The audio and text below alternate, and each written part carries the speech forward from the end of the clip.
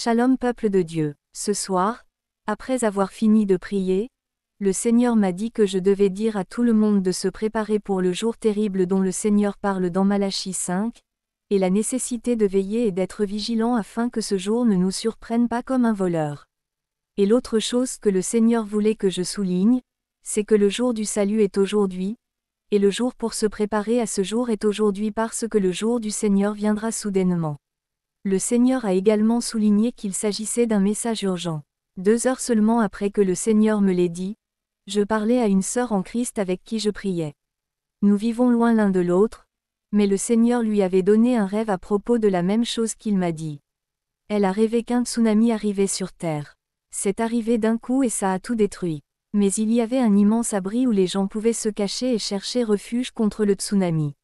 C'était assez grand pour accueillir beaucoup de monde. Mais le tsunami est arrivé si soudainement que les gens n'ont pas eu le temps de courir vers l'abri. Quiconque se trouvait à l'extérieur de l'abri au moment où le tsunami est arrivé a péri, car il était déjà trop tard pour s'échapper. Les vagues étaient énormes et ont tout anéanti. Cependant, tous ceux qui se trouvaient déjà dans l'abri avant le tsunami ont été préservés et n'ont pas péri dans l'inondation. Tout à l'extérieur du refuge a été complètement détruit.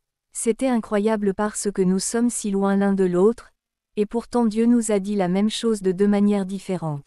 Cela montre que Dieu met vraiment l'accent sur ce message. Préparez-vous pendant que vous avez encore le temps car le Seigneur dit que le jour du Seigneur approche rapidement et arrivera soudainement. Malachie 4 versets 1 à 2.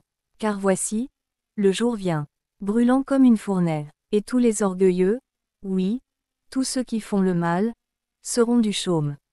Et le jour qui vient les consumera, dit l'Éternel des armées, et ne leur laissera ni racine ni branche. Mais pour vous qui craignez mon nom, le soleil de justice se lèvera, avec la guérison dans ses ailes. Et vous sortirez, et vous engraisserez comme des veaux nourris à l'étable. Sur ce, je vous exhorte chers frères et sœurs, qu'à chaque fois que vous êtes tentés par le péché, souvenez-vous juste que votre chair est égoïste parce qu'elle ne sera pas avec vous dans l'éternité. Vous êtes une âme vivante dans un corps. Quand vous parlez, c'est votre âme qui parle, quand vous voyez, c'est votre âme qui voit. Une fois que l'âme part, le corps devient comme un chiffon. C'est comme un vêtement qu'on met. Pensez d'abord à votre âme, et ne laissez pas votre corps faire à ce que votre âme soit perdue pour l'éternité. Il faut faire soumettre la chair par la prière, le jeûne, la lecture de la parole de Dieu, la louange et l'adoration routinière, pour crucifier la chair et tous ses désirs. Quand vous voulez prier, votre corps veut défiler sans but sur Facebook. Quand vous voulez vous réveiller la nuit, votre corps veut dormir.